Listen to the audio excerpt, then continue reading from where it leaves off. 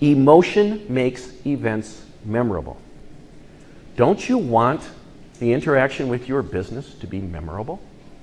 You know, when Elvis would sing, "Love Me Tender," and he would lean forward like this, and he would give the young lady in the audience the eye. And she would do what? Yes, yes. Tell me, was Elvis singing with emotion? No. He was singing to create emotion. There's a difference. He knew that when he bent forward and put a quiver in his voice, it would create emotion. Any actor or actress who's worth anything knows that you don't act with emotion. You act to create emotion in your audience. How are we creating emotion with our customers?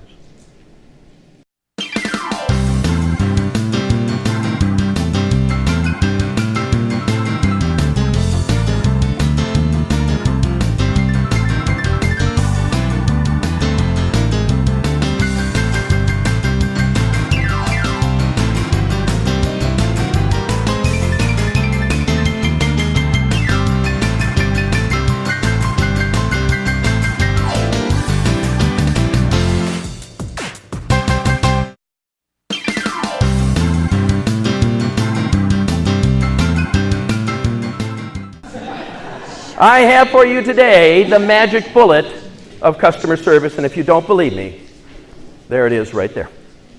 The magic bullet of, man, that is hot. Woo, gotta cool that thing down. You know, some people think that great customer service is a no-brainer. I'm here to tell you that there is more involved. I hope with what I have for you today, you will see results, you will smell success, and you will develop a taste for better customer service, all because of the magic bullet. I have for you, in fact, a 1, 2, 3, 4-step process to improve your customer service and create wow. And there you go. And that little trick is available for $49.95 at the end of the presentation. I've got kids in college. I need to make a living. Everybody tells you that you need to wow the customer. Have you heard other speakers say that? Have you read books that talk about it? Have you ever noticed they never tell you how to wow? I'm going to tell you how to wow the customer. Now, if I can do that today, is this a worthwhile investment of your time, folks? Yes. Okay, a little more enthusiasm? Yes, great. Then I am glad you are here. Welcome, everyone. My name is Dennis Rosen of Winfluence Solutions. We are here to talk about customer winfluence versus customer service, how to truly wow your customer and make them devoted. So, we have to do a better job of understanding the customer's emotional needs. What I want to do right now is generate a list of emotional needs that we can discuss. We'll put them up here on the board, talk about them a little bit, okay? But I'm not going to do it. I want you to do it. So right now, you need to partner up. Turn to the person next to you who looks most needy. Take a look around. There's 4 different. I didn't say they are needy. I said they just looked needy. You can be a trio, all right. If they both look needy, you can group together. Needy people do that. They tend to clump. Okay. I'm sure you have a piece of paper in front of you, so what I want you to do is I want you to generate a list of emotional needs. I'm going to give you 1 minute to do that. And while you're doing that, because I hate silence, I will be singing the William Tell Overture. Ready? Go. Make that list. People like to be treated special. Why? It started when we were little kids, and our parents would say, "Oh, you are so special." And then we grew up and found out it's not true, you know. We're like everybody else. So when somebody takes us aside and treats us with status, treats us in a special way, and we have programs to do that. You know, you're a member of the 4-star program or the whatever program it happens to be. But to get people to start in that program, you got to treat them somewhat special to begin with, just so they understand that this is a great place to be. So I pull off, and this sub-chain, there's a couple of them in the city where I live. So I was very familiar because I go there about once or twice a month, and I've always been impressed with their operation. You go in, and the first thing, you approach person number 1, and behind him is the menu. And he will ask you, or she will ask you, what do you want? And you order, and then they will say, do you want the 6-inch or the foot-long? And then they'll say, what kind of bread? And then they cut the bread, they slice it open, they put in the meat and the cheese, and then they ask you, do you want it hot? And if you want it hot, they put the sub on the slidey thing, they put it in the toasty thing, they set the ringy thing, and you move down to person number 2. Okay? And then person number 2 says, what vegetables do you want? Okay, here's the ringy thing, takes it out with the slidey thing, puts it down, puts your vegetables on, slides it down to person number 3. Person number 3 puts it in the bag, takes your money, you're on your way. It's a very efficient process.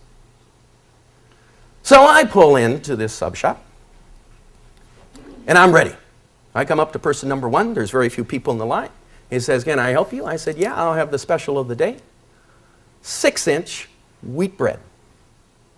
He takes the bread out, cuts it, slices open, puts the meat and cheese on, slides it down to person number 2. He didn't ask me if I wanted it hot, which I did. I'm thinking, well, I'm in another state. There are different laws. Person number 2 will ask me. I go down here, person number 2 says, what vegetables would you like? I said, oh, wait a minute, I'd like that hot. Her eyes bug out. Person number 1 turns to me and in a loud voice says, you didn't tell me you wanted it hot. I say, you didn't ask me. He says, I don't have to ask you, you're supposed to tell me. I say, you asked him, pointing to the person behind me. He says his was a hot sandwich. Yours is a cold sandwich, you're supposed to tell me.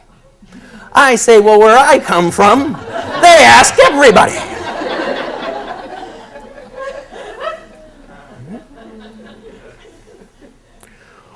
What has been accomplished through this interaction? Can you tell me how this could possibly endear me to this organization? Why did he do it? Ego and pride. He felt he was under attack. He had not done the right thing. He was going to let some stupid customer let him take the fall. Okay?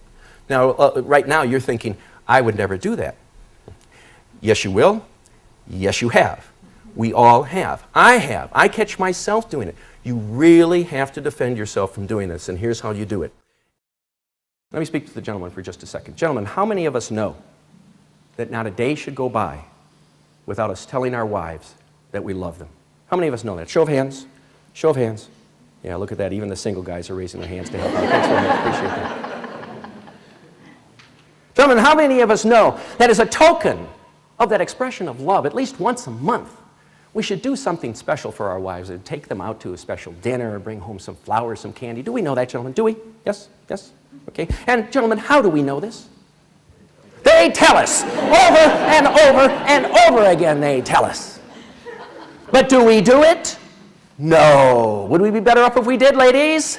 Yes, no doubt. Our customer tells us to. But the only time you will ever listen to your customer is if you truly get uncomfortable and start looking for opportunities. Thank you very much for having me this evening. My name is Dennis Rosen. It's been an honor to be with you. Thank you. Thank you so much. Thank you very much. Oh, thank you. Wait. Hold that pause.